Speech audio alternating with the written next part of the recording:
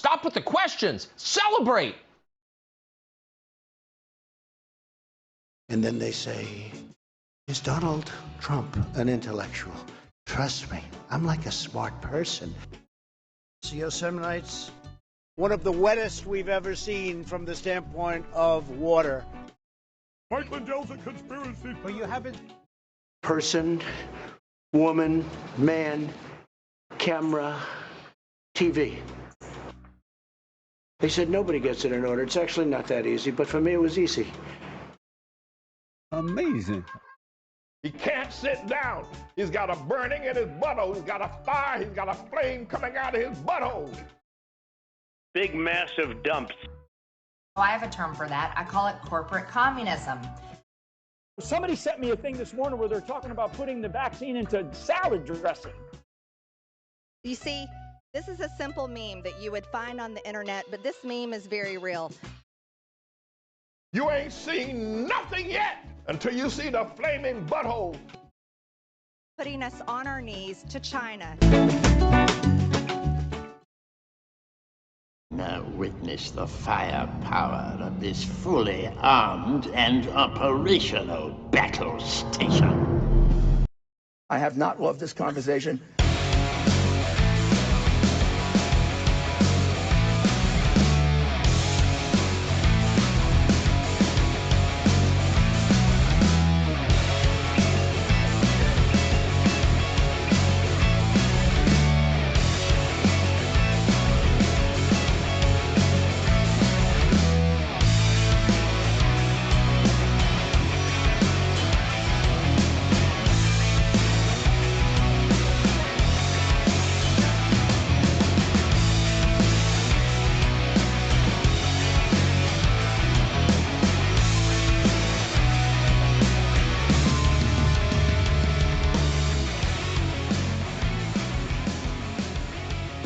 Around the nation, Waldorf Nation. Hey everybody, welcome to the show. It's Thursday, and look, it's a rough day. It's a very, very serious day. We've got a lot of very dark stories today. So there will be no fun allowed here. No fun whatsoever. So all of you for the next hour will be cringing in terror. Because these stories are awful. Awful. Where did he get the flaming ball? All right. That's for those of you who are unfamiliar with Pastor Manning. Those are some good clips. Great. The guy was a great content farm. Let's just say that. I don't think he's able to do that anymore, but maybe the flaming butthole got him. I don't know. All right, but look, anyway, I know. I'm trying to put a little bit of levity into today, but we do have some disastrous stories. We have, of course, a story from Halloween about Texas, where, well, let's just say racism alive and well in Texas. Of course, you all already know that. But there's that. We've got updates on the Ahmaud, the trial for the killers of Ahmaud Arbery. So that's something that I think hasn't been covered a lot because, of course, the Rittenhouse trial kind of sucked all the oxygen out of the room. But I'm going to talk about that as well. I think that's a really, really important story. We also have law enforcement, a great example of law enforcement going after left-wing protesters that are anti-racist protesters, of course, and then MAGA, they're getting shock troops. Yikes. So before I go into the stories, let me just take a real quick break here. I need to fix something.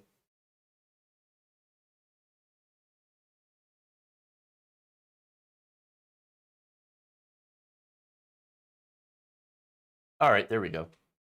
Yeah, we're back. We're back. I bet the Rittenhouse trial turned a lot of people into alcoholics or something. I don't know. All All right. Anyway, so let's do it. I guess let's start out with the Texas story, of course. But before we do, please like and share the stream. Again, it's going to be a very heavy show today. So very, very important, though, that you share this out, because this is information that I think a lot of people need to know. All right.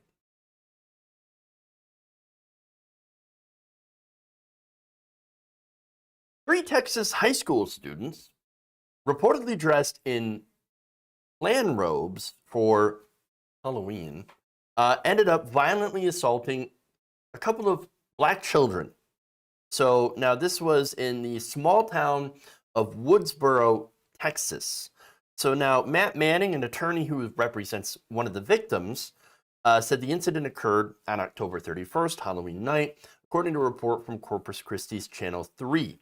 Manning wrote on Facebook that he was infuriated because he had learned from multiple other sources that another even younger victim had been terrorized by these same teenagers, people that he had called depraved menaces that same night. Now, let me just state that this is not shocking to me.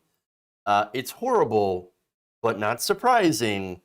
One of the victims, again, these are all children. These are all minors. One of the children was literally tased. They had a taser. Now, a taser can kill you.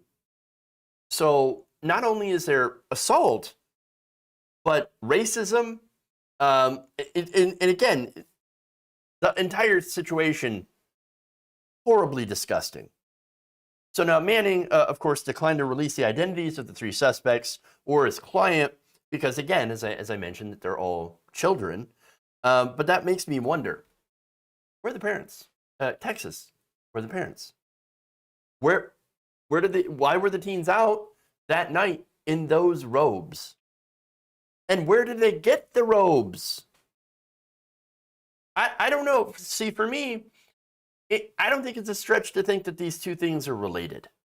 Like, oh, where did they get the robes? Maybe they got it from their parents. But it gets worse. Now, furthermore, the three young men who perpetrated these crimes, according to Manning, were still allowed to play in Friday night's Woodsboro Eagle football game against Falls City. Because of course they did. Well, these kids, they do the sports ball. They do the footballs. And so obviously we can't do anything to punish them.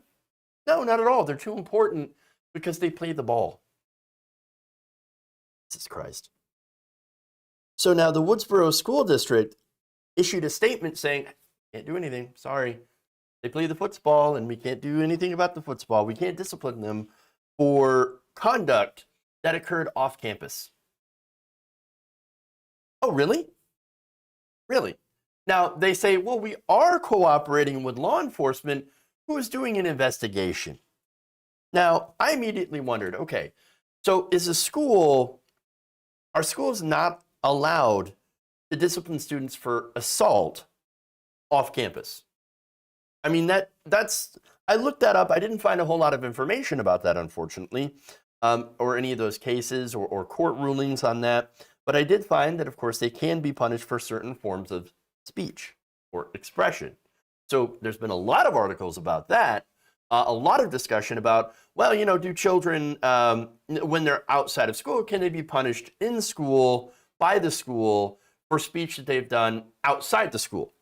Like, for example, on the internet, cyberbullying, etc.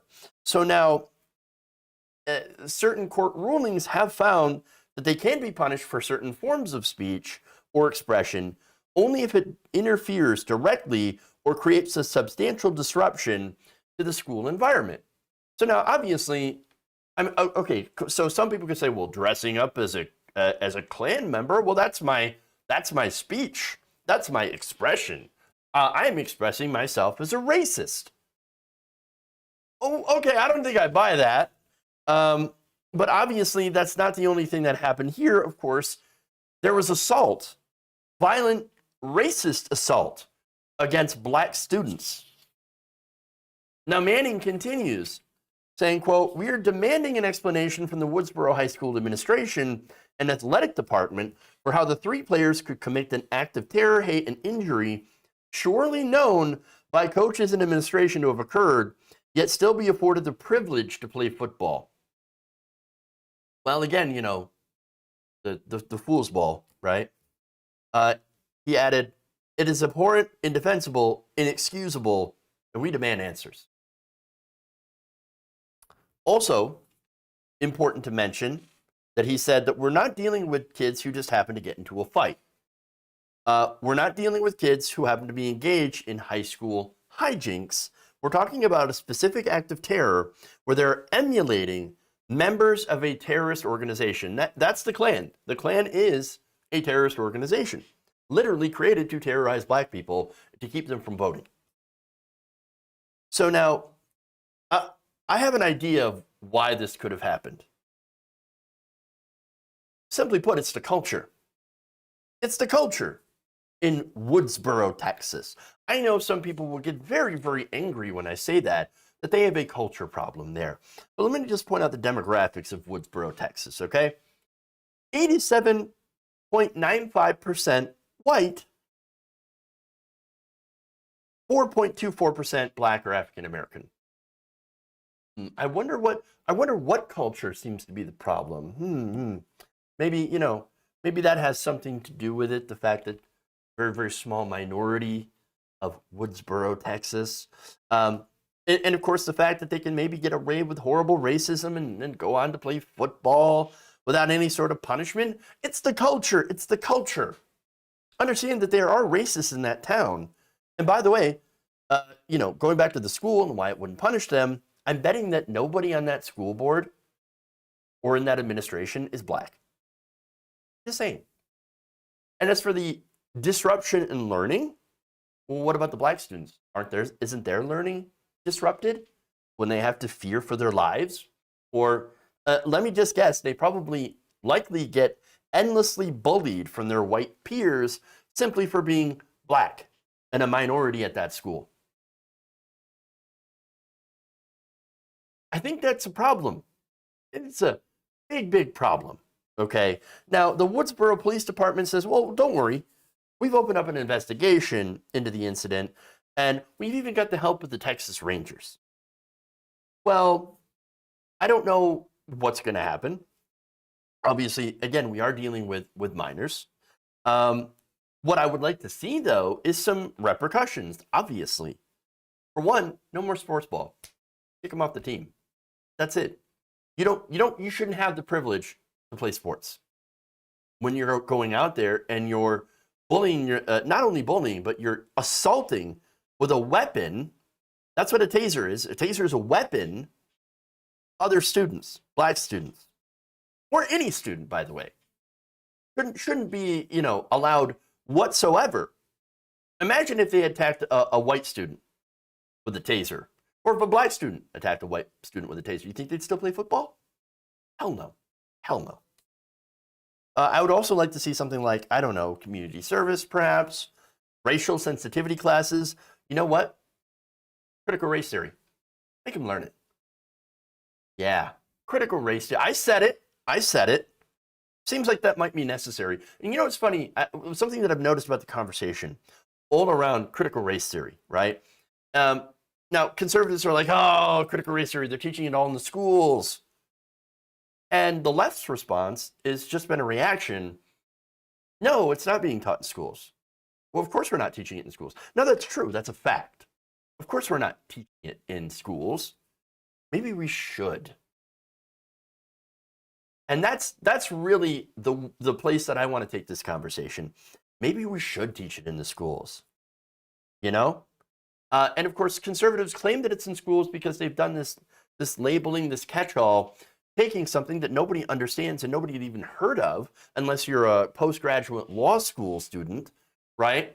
And they're just taking this label of something that sounds supposedly scary and saying, you know what we're going to do? We're going to just label anything in American history that we don't like. We're going to label that critical race theory. because they don't want to teach actual American history, because they hate the history. So again, why don't we change the conversation to why isn't a form of critical race theory in school, in K through 12? Why not? Obviously, it would need to be set up in a way, of course, that would be suitable for those who are non-graduate students, non-graduate law students, but you'd set it up in a way to where you basically teach the basic concepts. It feels like it's something maybe we need. And so, and this is an example of why we need something like this in school. Not to make white people catch feelings. That's not the point. The point is to avoid these kinds of situations where minorities are assaulted and terrorized by children who learn to be racist from their parents and their community leaders. Remember, no one is born racist. Racism is handed down to new generations by old racists. If we are going to disrupt that cycle, which I'm hoping all of us support, then yes, we need to stop the conservative assault on history and teach younger people the realities of race relations in this country and the history of racism in this country in order to try to put a stop to disgusting things like this from ever happening.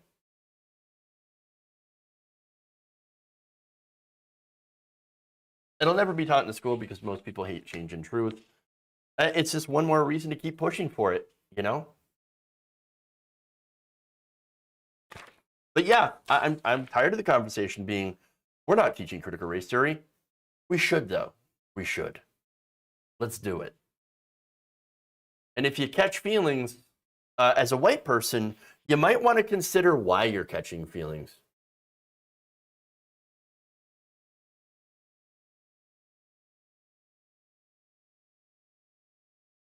Moving on.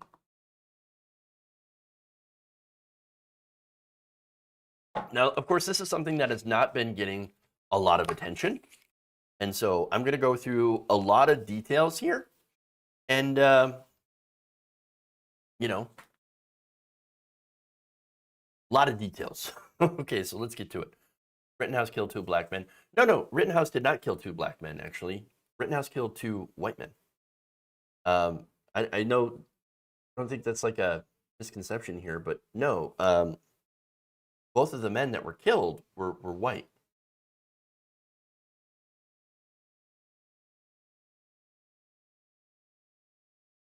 Okay.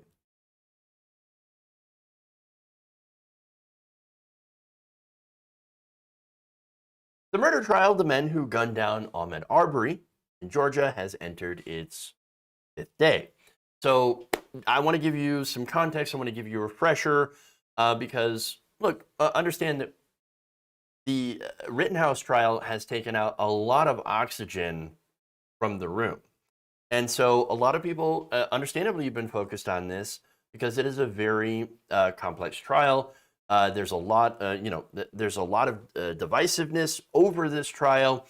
And so, unfortunately, as a result of all the attention, which is rightly deserved, of course, the Ahmaud Arbery situation, the trial for those who have murdered him, hasn't been getting a lot of attention. And so I'm going to remedy that. As I said, context, details. So Ahmaud Arbery was a 25-year-old black man, and he was lived in the Georgia area and had been jogging in the neighborhood several blocks from his house.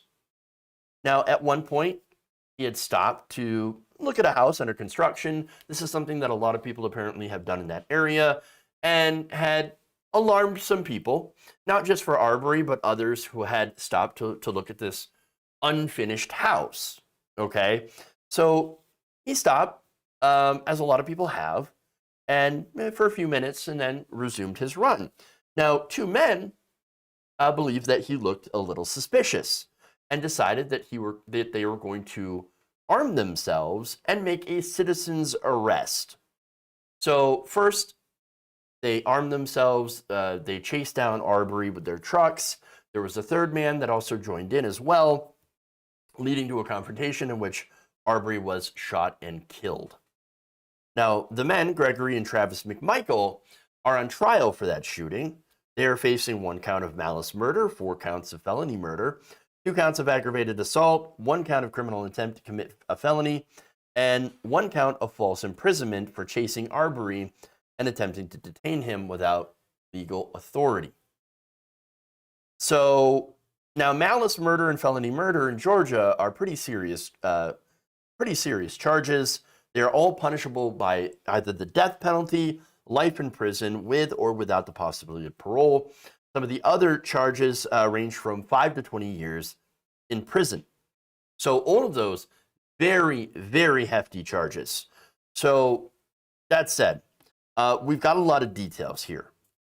So now Arbery, as I said, they was jogging in the neighborhood when Gregory McMichael thought that Arbery had looked like a man suspected in several break-ins. So now he wasn't committing crimes. He wasn't the one that was known for these break-ins, nor is there any evidence, of course, there was that he was responsible. But the McMichaels in that community that had been plagued with some crime decided they were going to confront him anyway. Now, according to the police report, the men grabbed a .357 Magnum handgun and a shotgun, got into their pickup truck, and chased Mr. Arbery, trying unsuccessfully to cut him off. A third man, William Bryan, was also involved. In fact, there was a video from his cell phone that was shown at the trial. During the chase, the McMichaels allegedly yelled, "Stop, stop, we want to talk to you," while, of course, they're holding their weapons. And, of course, pulled up to Mr. Arbery. McMichael had gotten out of the truck with his shotgun. McMichael had also stated to the police, this is in the police report, he said the unidentified male began to violently attack Travis, and the 2 men started fighting over the shotgun, at which one point Travis fired a shot, and then second later, there was a second shot. The police report and documents do not indicate that Mr. Arbery was armed at all. A cell phone video shot by Mr. Bryan shows Arbery running along a shaded 2-lane residential road when he came upon a white truck with Travis McMichael standing beside its open driver's side door with the shotgun, Greg McMichael, his father, in the bed of the pickup with a handgun. So Mr. Arbery runs around the truck, disappears briefly. Muffled shouting was heard before Mr. Arbery emerges, fighting with Travis McMichael outside of the truck, as there were 3 shotgun blasts. Of course, at that point, Arbery was hit, tries to run, staggers, and falls, and that's where he dies. So now, the Atlanta Journal-Constitution had published another video that showed a man walking into a house under construction in the neighborhood and running out of it. That was, of course, proven later to be Arbery, but the video, of course, shows that he had done nothing illegal to precipitate those men chasing after him. Now, S. Lee Merritt, a lawyer for Arbery's family, on a video said this: he stopped by a property under construction where he engaged in no illegal activity and remained only for a brief period. Ahmaud did not take anything from the construction site. I mean, so that's pretty clear. Now, how many people have done the same thing? Well, it turns out a lot of people have done the same thing. Stop by, take a look. It's actually kind of fascinating. It's kind of cool to see the inside of a house, you know, with its guts out. Like, you know, it's not finished. There's probably stuff everywhere. It's interesting. It's very interesting. It's cool to see the inside of a house. Now, that's not a crime. And so, you know, if you're going down the street, and by the way, all right, I can understand how some people might be a little wary of people, like, or not really wary, but maybe annoyed, like, okay, look, you should probably stop going into that house. That's not yours. But again, this no doors, no windows, kind of open, unsecured, whatever, right?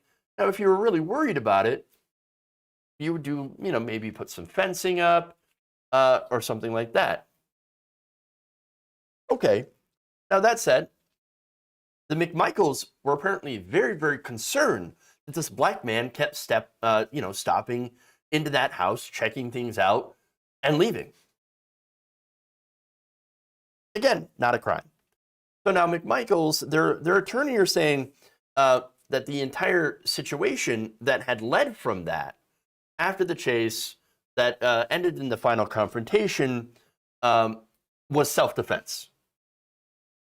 Oh no, see, after we cornered him, Ahmaud Arbery attacked us, and we were defending ourselves because we were the ones in danger. Oh, okay. Well, you were defending yourself by grabbing guns and chasing someone down you thought might have robbed a house. Now, their lawyers argue, well, not only was it self-defense, but we actually had the right to carry out a quote-unquote citizen's arrest after suspecting Arbery of neighborhood break-ins. Travis McMichael, had said that he had shot Arbery in defense, fearful that Arbery would take his gun. Now, again, that law in Georgia required either immediate knowledge of a crime or reasonable and probable ground to suspicion of someone fleeing a felony offense to go and do a citizen's arrest. Now, that was the old law. It has since been amended. But the defense said that Arbery had, quote-unquote, resembled someone he had seen doing crime. So now for me, it makes me think, okay, why would they come to that conclusion? Black man, obviously. Now, authorities also found no stolen items on Arbery's body. Because, of course, right? A Glynn County Police Department detective had also testified on Tuesday, so now we're getting into more recent stuff, that Gregory McMichael actually admitted that he never saw Arbery commit a crime. Quote, I don't think the guy has actually stolen anything out of there, or if he did, it was early in this process. The detective quoted McMichael as saying that during that interview, but he keeps going back there over and over and over again to this damn house. Maybe he's really interested. I mean, from what we know about Arbery in his past, is that he's trying to figure out what he wants to do with his career. Maybe he was interested in houses. I don't know. Woodworking, electrician work. I don't know. Or maybe it just fascinated him. Who cares? It's immaterial. It doesn't matter. It doesn't matter why he was there. If he's not committing a crime, this is fine. It should be fine. In fact, Glynn County Police Officer Jeff Bradenberry, who also interviewed Gregory McMichael, testified on Tuesday that McMichael never used the words arrest, detain, or trespass when he spoke with him at the scene of the shooting. Bradenberry testified that Gregory McMichael appeared, quote-unquote, animated and amped up when he arrived. Well, because you just shot somebody. Now, prosecutor Linda Dunikowski asked the officer, quote, did he ever tell you why you were talking to him that he was attempting to make a citizen's arrest? And he replied, no, ma'am. So it wasn't a citizen's arrest. At least he did not. So he basically changed the story. What he's saying, oh, we were doing a citizen's arrest, except that no, we were not doing a citizen's arrest because I never told the officers that's what we were doing. Later on, after this had happened, remember, this took 2 months to get an indictment here. 2 months. Because the police in that area, because understand, one of the McMichaels used to be a police officer. And so the police loved him. And like, oh, you shot somebody? Okay, that's totally fine. He must have been a criminal. He must have had it coming. And then only until only after the video had come out and everybody saw how horrifying it was. The death of this young man for no reason and the subsequent chase. I mean, that's when they had to do an indictment. They had to do an indictment. So now, by the way, speaking of the chase, Brian, going back to him, had repeatedly even tried to hit Arbery with his truck and to force him down into a ditch. Now, that attempt right there led to the final confrontation that Arbery was running from, and with good reason, by the way. With good reason. Because he was being chased by 2 armed men in a truck in Georgia with one of the pickup trucks emblazoned with a Confederate flag plate. In that situation, why wouldn't you run? And by the way, the judge in this case said, we can't admit that as evidence. That has nothing to do with it. But also, they decided not to admit for the defense Arbery's, criminal history or mental health state. So that said, he was cornered. And when you're cornered, well, are you going to defend yourself?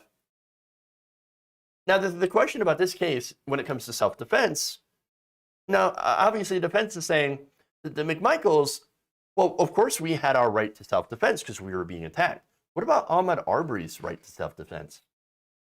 That matter at all?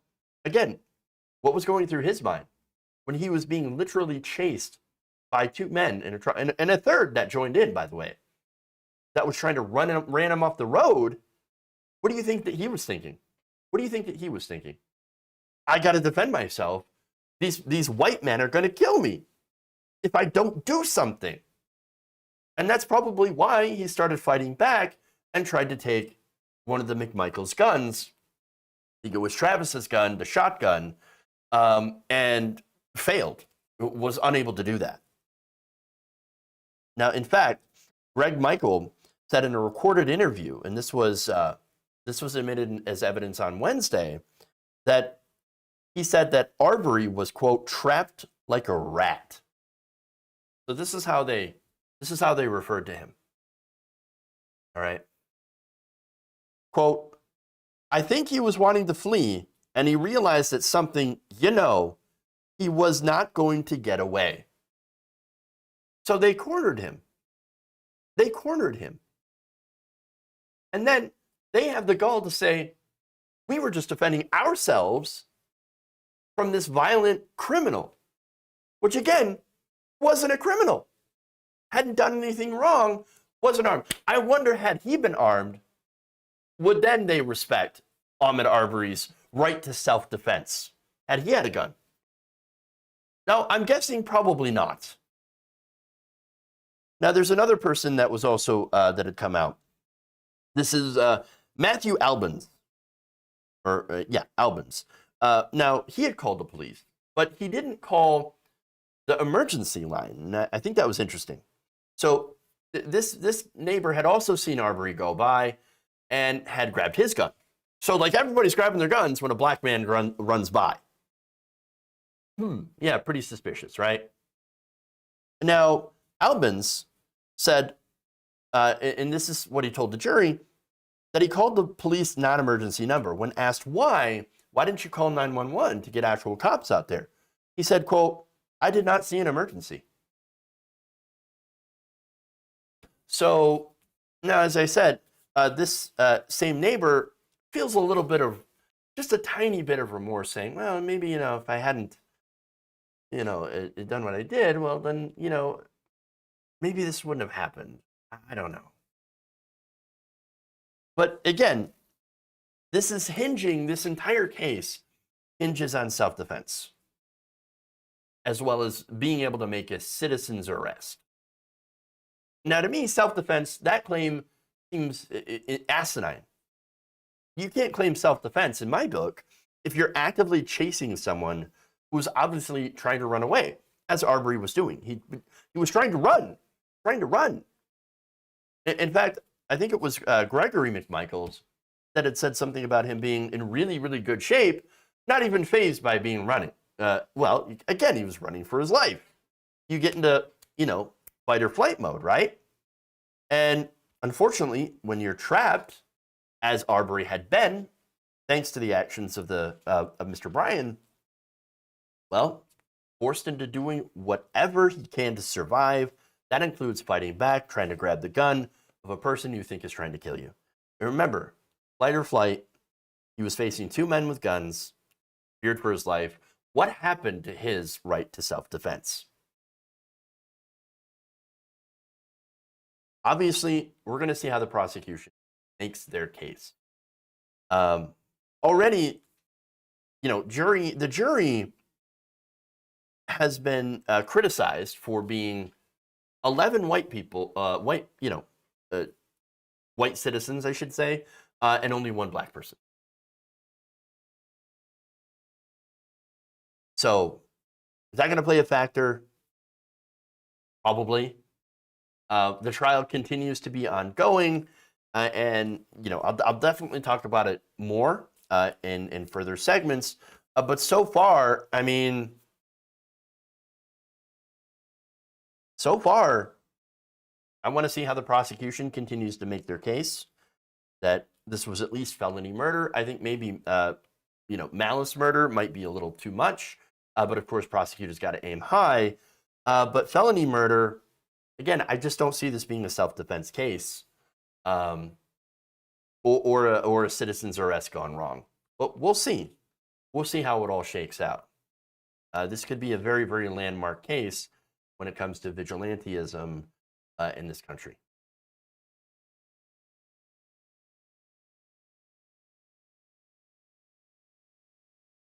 This kind of citizen's arrest would be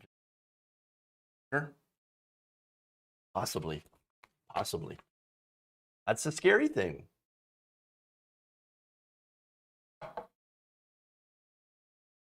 I was thinking it wasn't self-defense until they listened to the trial. I believe people found innocent. Are you talking about someone else?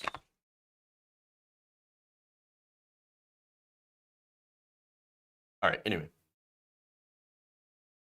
It gets worse. It gets worse.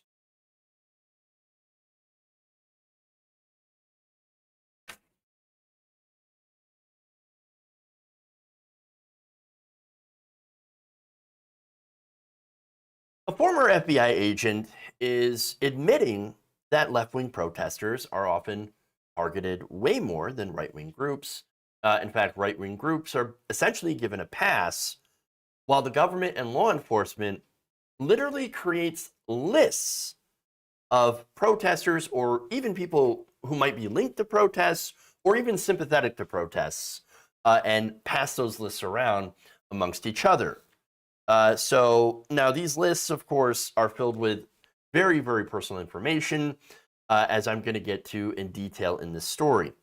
So now this list is, again, this is detailing mainly with what's been going on in Wisconsin. And so you had a lot of Black Lives Matter protests in Wisconsin, specifically the one in Kenosha. So now, according to documents recently obtained by the Wisconsin Examiner, one of these lists was shared with members of several different police departments as well as the FBI, despite the fact, of course, that the police departments, in this case the Kenosha Police Department, denied its existence.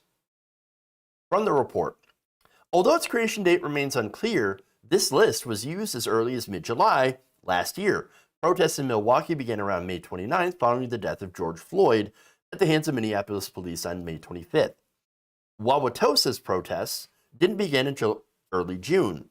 Originally created by Dominic Rutkowski, a crime analyst for the Wauwatosa Police Department, the list was shared with numerous local and federal agencies throughout southeastern Wisconsin. Officially, the WPD acknowledged that it was shared with the Milwaukee Police Department and the FBI, but it turns out, according to internal emails, that list was shared among many other more departments. So now, in fact, this list, according to emails, Rutkowski referred to this as a target list. It's a target list. Now, I'm going to explain who those targets are and why they're considered to be targets. But so now, since the list was released earlier this year, the WPD has shied away from calling it a protester list. Spokespeople stated the list includes potential witnesses, victims, or suspects that were involved with protesting or the activities surrounding protests last summer. Except that, of course, when you look at the list, you discover that people that have even represented people killed by the police, along with protesters and others and politicians who never were at the protests, were still on this list. For example, attorney Kimberly Motley and Deja Vishny. So those pair have actually represented the families of people killed by former Wauwatosa officer Joseph Mensah in officer-involved shootings, and even includes a Wisconsin Examiner journalist. Now, it also includes a list of the Milwaukee area activist community across numerous organizations and elected officials. In fact, the earliest known emails discussed in the list actually predate Mensa being suspended with pay following public pressure after, of course, one of the officer-involved shooting. This was one of the first results of Wauwatosa's protests, which were motivated by a trio of shootings involving Mensa from 2015 to 2020. Mensa ended up resigning from the WPD in late 2020, but don't worry, he now works as a detective at the Waukesha County Sheriff's Department. So, resigns after pressure from shooting people, and then just goes to work at another police department. Great. Fantastic. And this is what happens. Now, overall, intel on over 200 different people is documented in this list, from names to notes about criminal records, places protesters use for meetings, social media accounts, their car makes and models, addresses, phone numbers, pictures. It's a massive list, and it gets worse. Because it turns out that most of the people on this list, according to TMJ4, 3/4 of them never been charged with a misdemeanor or a felony at all. And yet, this has been referred to as a target list. Why were they targeted? Because they had the audacity to defend Black lives. And of course, when caught, the police departments sharing this list around completely deny it. In fact, the Minneapolis Police Department, would also had the list shared with them, said that we do not keep a database of those who participate in protests, adding the department strongly encourages people to exercise their First Amendment rights lawfully. And of course, you go through every police department, and they say essentially the same thing. We respect people's right to protest. Well, not when it comes to left-wing protests. The Washington Examiner also recently received an email from the KPD via an open records request that shows the department had received the list. In mid-September, after unrest over the shooting of Jacob Blake subsided and the armed right-wing groups disappeared from the city, Rutkowski shared the list with Matthew Gibson, a Milwaukee DA investigator. Gibson had retired from the Milwaukee County District Attorney's Office earlier this year, but on August 28, Gibson asked for any list or photographs of protesters to share with Kenosha. On September 15th, the list, which had been shared by Radikowski, was sent to Kenosha PD Detective Pablo Torres, who worked for the department's Special Investigations Unit. The Gibson's email reads, "Here's an updated list of the subjects identified as members or associates of something called the People's Revolution." So what is the People's Revolution? They are a group of protesters who demonstrated throughout southeastern Wisconsin for over 400 consecutive days following George Floyd's death. So they're a group that protested. They protested peacefully, but were called the People's Revolution. And immediately, cops are like, "We got to get those people. Get them. We need to track them. They're called the People's Revolution. They must be communists." Now, several law enforcement personnel were also CC'd in Gibson's email, including an FBI agent. The group, shortened to TPR, is mentioned throughout that email chain. Now, last August, however, the WPD denied targeting any specific groups, even though they targeted the People's Revolution. And again, the KPD also denied having a list or sharing it, despite being caught red-handed passing the list along. So this is the problem, okay? You have law enforcement profiling left-wing activists who are, again, primarily peaceful. 96% of the George Floyd protests were 100% peaceful. Yet, armed militias, by the way, they turned out to many protests. And, oh, look at that. Some situations ended with violence. Weird how that works out. Very, very strange, right? Turns out when when you show up to protests with guns, violence happens. Very strange. Now, the militias, as pointed out, were welcomed by the police, by law enforcement. They weren't being tracked like the People's Revolution. They weren't being tracked by like journalists for the Washington Examiner. No. I'm sorry, Wisconsin Examiner. They were not being tracked because they're right-wingers. And they love the right wing. So now, here's where we get to the FBI official, the former FBI official, that basically is like, yeah, this is incredibly disturbing. This is Michael German, a former FBI agent of 16 years and a fellow at the Brennan Center for Justice at the New York University Law School. He says, this is terrible, this is incredibly disturbing, that they are profiling and collecting all of this information on, protesters for racial justice, anti-racist protesters, while allowing the right wing, who has been incredibly violent, to basically go scot-free. And in fact, be supported by police. Now, German viewed FBI documents obtained by the Wisconsin Examiner via Freedom Information Act requests and the records to date to early August 2020, and described how the FBI itself had utilized and received the list following an incident outside the home of former Officer Mensa. So there was a protest outside Mensa's house that ended up in a confrontation. Somebody had fired a gun up in the air. The crowd scattered. And there were different accounts of what happened. The WPD stated one shot was fired, but Mensa posted that several shots were fired.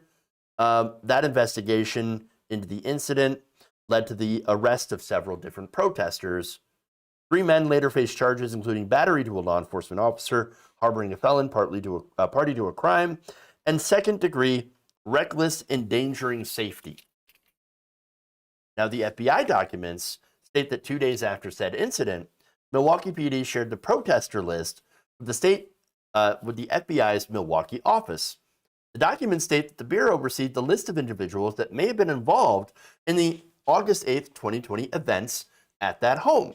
The names and dates and births were searched and in redacted and through open source methods for potential nexus terrorism cases. So now you're terrorists. Wow. Okay. Now, a section also read, the information herein has been determined by the FBI to be pertinent to and within the scope of an authorized law enforcement activity and should be considered in the context of the assessment or predicted investigation of which the information relates. Now, the list itself, however, predates the incident by at least several weeks. Additionally, the documents indicated that all the names on it were checked and placed into an official FBI file, regardless of whether the names were of people present during the incident or not. Some of those people on the list that are now in an official FBI file related to this incident weren't even there, weren't even protesters at all. And in fact, one of these people includes a mayor. Now, German told the Examiner, quote, this isn't something that belongs in an FBI file because this is taking specific individuals who are identified for being at a protest and implying that they're involved in some kind of criminal activity, and that can have long-lasting ramifications when there was no justification for collecting the list in the first place, or nothing apparent in the documents at least. Now, as I mentioned, there was even a mayor that was involved. In early September of 2020, WPD detectives helping lead the Mensa investigation labeled Wauwatosa's mayor and others as quote-unquote higher value targets for the department. This included Mayor Dennis McBride, who was labeled a target to the investigation due to his perceived support for BLM. Following an internal investigation to the HTV PowerPoint this year, the detective Joseph Lewandowski was disciplined for creating it. Lewandowski was then promoted to sergeant and moved out of the investigative division, and now is associated with the WPD's Special Operations Group. So, oh, look at that. Now, he had authored other reports about the mayor's quote-unquote questionable conduct during the protests. The Wisconsin Examiner has also recently obtained warrants authored by the WPD that sought social media information for several protesters following the incident at Mensa's home back in August. Those warrants included everything from private messages to geographic information dating back to May 25th, the day Floyd died in Minneapolis, protests in Milwaukee did not begin until 4 days after Floyd's death. Very, very shady. Very shady indeed. So now, by the way, here's what the FBI said about this. The WPD provided a list to FBI Milwaukee of individuals assessed to be present during various incidents of violent activity in their city. This information was shared by FBI to WPD, not requested by the FBI. And any names checked by the FBI were checked for an authorized investigative purpose. Now, the FBI did not answer direct questions regarding whether journalists or lawyers on that list were targeted with electronic surveillance. So, but understand, like, this is a large group of law enforcement, different agencies, different police departments, all working together, all sharing lists of people that may or may not be been involved with Black Lives Matter protests, or even being sympathetic to Black Lives Matter.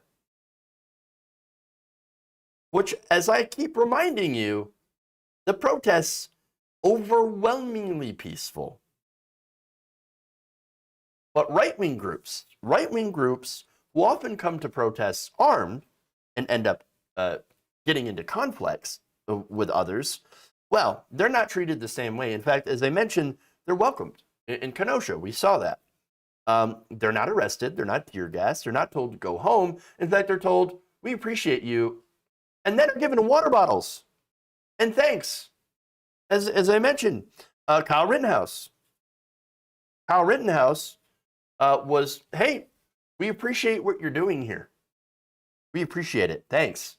Even though he was 17 at the time and was not legally allowed to carry an AR-15 rifle. Cops didn't care. He even apparently tried to surrender. Cops were like, no. That's after he shot and killed 2 people and wounded another. In fact, an FBI surveillance plane had flown over the city while teams of marshals operated arrests and quick response teams on the ground in Kenosha that night. Officers closely monitored Black Lives Matter protesters through social media, even along their highway journeys to Kenosha. The People's Revolution is also referenced among text messages sent and received by former Kenosha PD Chief Daniel Miskinnis after the Rittenhouse shooting. That night, the night of the shooting, officers in dispatch also communicated about receiving calls about armed white ring groups slashing the tires of BLM protesters. Half an hour later, Rittenhouse would fatally shoot 2 people and wound another. The only deaths that were reported that night. But again, this isn't just Wisconsin. This is also happening everywhere in the country.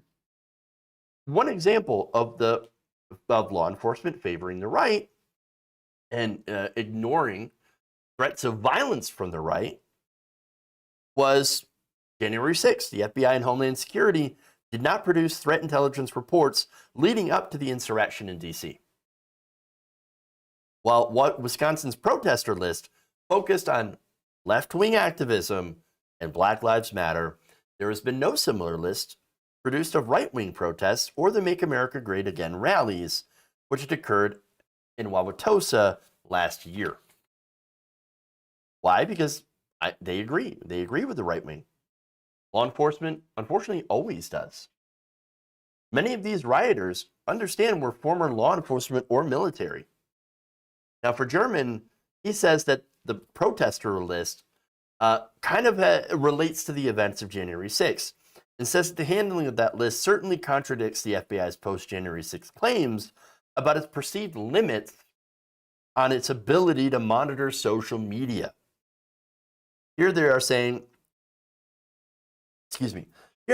all this public violence by far-right militant groups that they ignored, all the myriad ways people warned the FBI, including members of Congress, former Justice Department officials, especially calling the FBI to warn them about this. The FBI claims that it's because they somehow didn't have the authority to monitor social media, which is actually false when you look at their publicly available regulations. But here, clearly that the FBI would try to scrutinize protesters' social media to find some link to something they call a domestic violent extremists raises all kinds of questions. So again, the FBI lied, law enforcement lied, when they said, well, we can't look into social media, because they had been looking into left-wing protesters' social media all along. But we can't do so when it comes to the right wing. Because of course, they agree with the far right. They're on the same team. Yes, police hate anti-racism protests.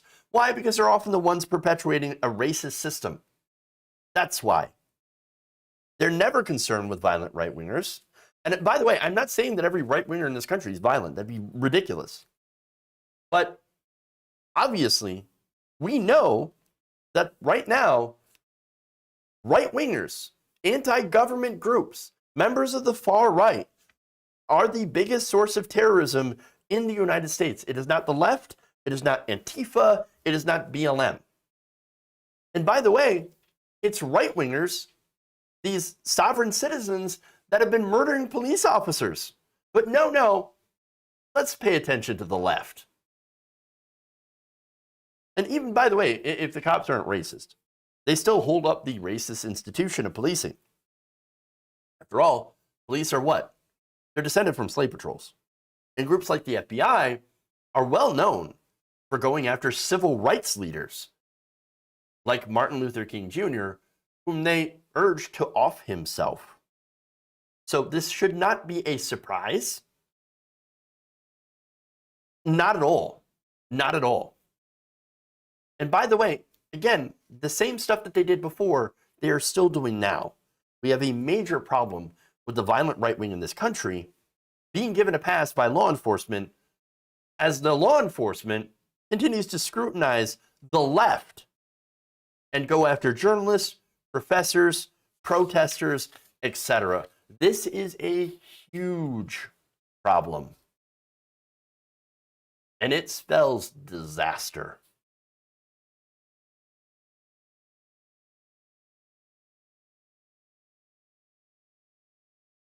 Oh, we have more disaster. We're not done yet.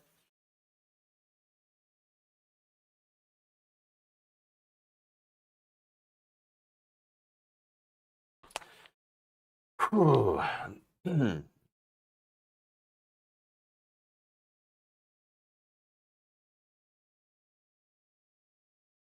A former firearms industry executive, start that again.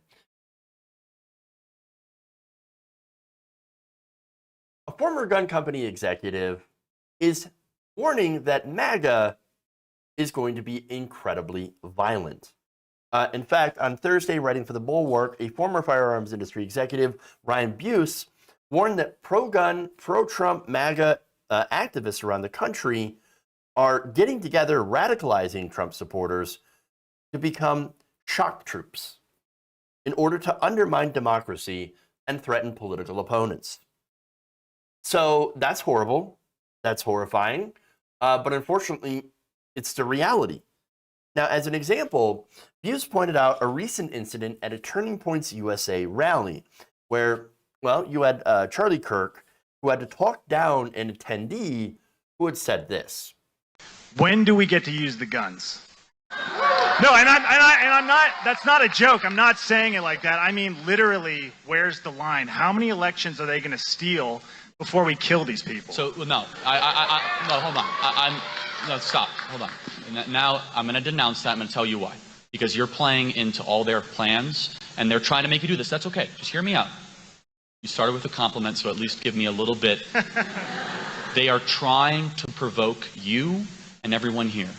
They are trying to make you do something that will be violent, that will justify a takeover of your freedoms and liberties, the likes of which we have never seen. We are close to have, hold on, we are close to have momentum to be able to get this country back on a trajectory using the peaceful means that we have at us.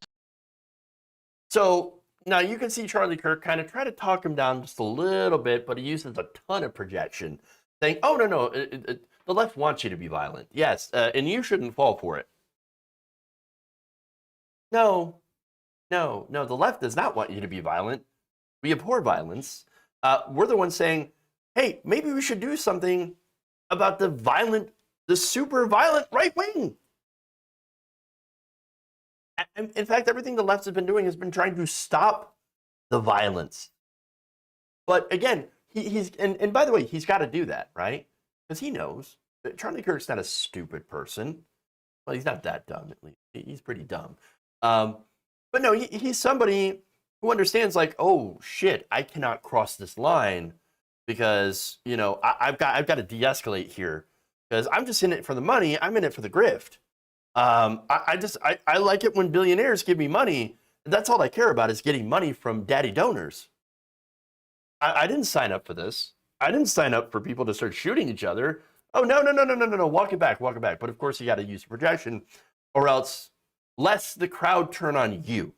And I think that's the situation where a lot of these right-wingers, the pundits, for example, find themselves in.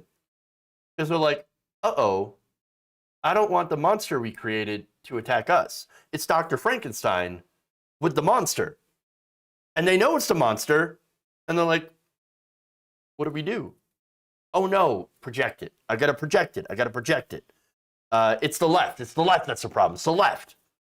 But now, getting back to this, right?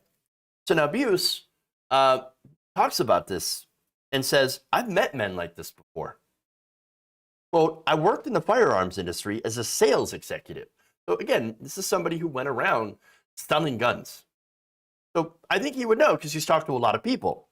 Okay, so now he said, I was an executive for a long time, and beginning during the Obama presidency, gun business leaders like me, who helped build the nation's top gun companies, noticed this disturbing chatter from gun owners at firearms trade shows. So let me just stop there and just point it out. This was a time where you had people out there screaming, the NRA specifically, Obama's going to take your guns. He's going to take your guns. He's going to take your guns. He's going to put you in the camps. You have to defend yourself. Obama, he's coming for you. He's going to destroy the Second Amendment. And then you're not going to be able to defend yourself against the government. And then, of course, you had right-wingers that also take it a step further. A lot of people, I don't think, remember when Ted Cruz first jumped onto the scene. Ted Cruz was going out there warning about, quote-unquote, Agenda 21. The UN Agenda 21 that's going to come in and force you into hobbit homes for the environment. That's insanity. Insanity. They're going to put you in FEMA camps, they said. There was even a conspiracy, somewhere around 2015, 2014, somewhere around there. I remember talking about Operation Jade Helm, where the right wing literally thought that Obama was using Jade Helm to invade Texas. Bonkers. Insane conspiracy theorists, okay? And so this has been around for a very, very long time. Very long time. And so, but these people going around, and by the way, understand what the NRA is too. The NRA is just a front for gun manufacturers. And so they say all these insane things, scare people so they can sell more guns. They sell more guns, they're, you know, the gun industry does better, pays them more. And so, of course, all this insanity led to a couple of things. For one, and we all know this now, and we had suspected back then, that all of this was marketing, and it was very, very successful. Turns out gun sales boomed under Obama because guess what? They literally believed that the government's going to take their guns. They're going to take their guns. Oh, we got to buy guns. We got to stock up. Obama's going to take them. It's going to take them. And then guess what happened? Trump gets elected, and gun sales fall flat. Well, suddenly, nobody's out there saying they're going to take your guns. Because that's not the conversation anymore. And by the way, that conversation driven by the media. Now, interestingly enough, we haven't seen any data yet, but I wouldn't be surprised if gun sales start to go back up under Biden, although probably not as much as it did under Obama, because again, they had additional, not just Democrat in the White House, but black man in the White House. So they, of course, had to feel like, oh, we got to stock up with the guns. So now back to views, right? So now in the industry, they ignored it. Oh, it's fine. Oh, they're just talking. It's just talk. That's all it is. And it doesn't matter anyway, because we gotta sell guns. And so now he said, well, I didn't dismiss the threats. And now we hear them all over from gun owners across the country who dream of deploying their arsenals to kill fellow citizens. So now, it's important to point out the distinction here, okay? As Buse says, this is not true of all gun owners. Now, he said, what non-gun owners may not understand is that these men are not your average gun-owning Americans. They are people that have fallen into a cult where it is normal to organize your entire culture around weapons of war. Some make it official by claiming membership in the Oath Keepers or the Three Percenters. Some are just average suburban dads who have been radicalized. These cosplay soldiers are kept at a high state of readiness by OAN, Fox News, and various right-wing conspiracy theorists. 100%. It's exactly what they do. And here we are again. Conservative media, it all comes down to what they watch, what media that they consume, and what bubble they're in. And that conservative media bubble is nothing but fomenting hatred, fear, and violence towards American citizens who don't agree with you. And actually, even in American citizens who do agree with you on policy issues. What does it matter? You're one of them. So obviously, you're after me. I mean, how many more examples can we give of stuff like this playing out? Violent imagery and rhetoric are everywhere when it comes to the far right. As is, of course, gun worship. And I don't mean like, oh, having a gun, right? Or using it for, having a gun and using it for home protection or hunting. That's totally fine. Totally fine. As long as you know and accept the fact that, of course, that if you have a gun in the home, you're much more likely to die or shoot someone with it than somebody who doesn't have a gun. So, and by the way, shoot someone, don't necessarily mean a violent home invader, but like your cousin or your wife or your family member, something like that. Because that does happen way more often because, again, if you have a gun in a home, obviously you're going to have a higher chance of having a gun-related crime or gun-related incident happening. But see, that the thing is, and I kind of differ from a lot of left, liberals on this, I should say, is that I understand that that's part of our freedom, and I agree with that freedom. Part of that freedom means accepting the risk that comes along with gun ownership. And so I respect the Second Amendment. It's there and allows us that freedom. Totally fine with that. And that said, this knowing and accepting this freedom and respecting it and respecting the gun, way different than gun fetishization that we see on the far right. When you turn guns into your whole personality, when everything in your life revolves around gun ownership and faux patriotism and cosplaying as a soldier, well, I mean, that's a problem. Now, Buse writes that this entire thing is, quote, a tinderbox. There was a time when few Americans would have supported racist vigilantes, a time when most gun owners would have used Kyle Rittenhouse as a cautionary tale, a way to scare young people into being responsible with firearms. But there was also a time not long ago when self-appointed militiamen who believed in QAnon conspiracies were the stuff of fiction. Today, they're running for office. Not only have they run for office, they've won elections. Paul Gosar, Marjorie Taylor Greene, Lauren Boebert, Donald Trump, many, many others. These people are in power. And more are running and winning elections.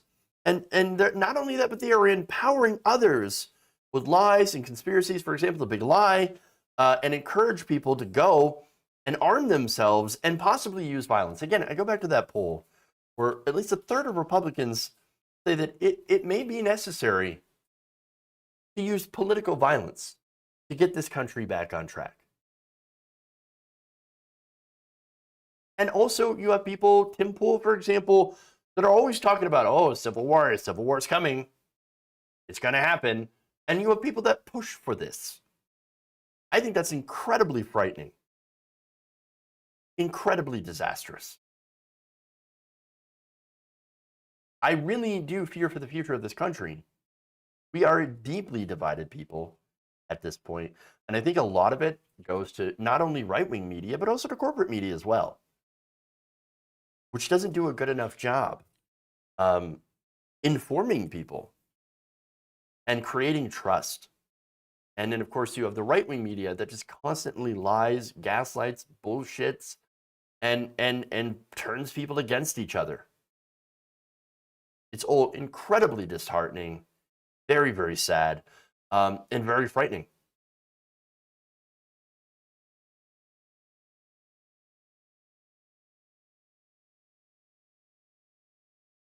Okay, well,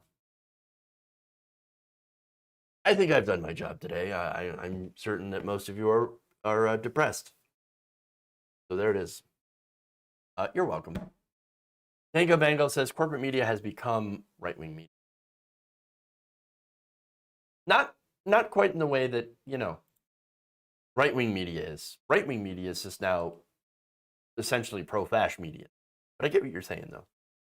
Conservative on economic issues, absolutely, because they're corporations, obviously, and they're gonna always do what's best for their profit margins. So yeah, I do. Look, I apologize for the heavy, depressing show. We can't all have fun on every day. So, nonetheless, you got to do what you got to do. There is news that sucks. It is difficult. Mandatory to replace Garland now super chat. Garland disaster. And ban all sports. That's it. Says, I don't know if I'd go that far, even though I'm not a fan of sports ball at all. We should definitely, you know, de-emphasize sports, especially in school. It always pissed me off when we'd have like a brand new, like high school, brand new football field, shitty, ratty old computers in the computer lab that were like, you know, a decade behind. Gee, I wonder where our school spent the money. Oh, right. Sports ball.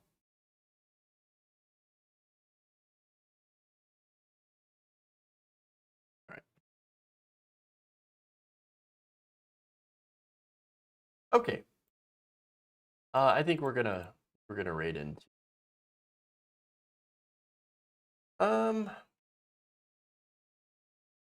Oh yeah, here's something that'll pick you up. Let's raid into watching Ravana do fake news. Fun little game show. You have to guess what article title, if the article title is real. So that should help pick up your spirits a little bit, because that's a lot of fun. Let's raid into that. And for everyone else, please like and share the stream. Really, really appreciate it. Become a patron if you support the work that I do and the message of the show and all that wonderful stuff. Thank you again for the super chats. Thank you for the Progressive American for the follow on Twitch. Thank you to the Facebook audience as well. You're all amazing. Thank you, love you, and remember, change begins with you. Good night, nation. See you all tomorrow.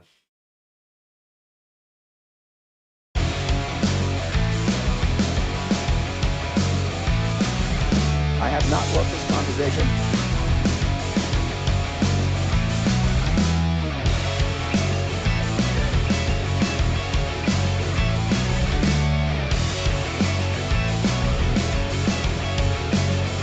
Oh, man, I'm sorry.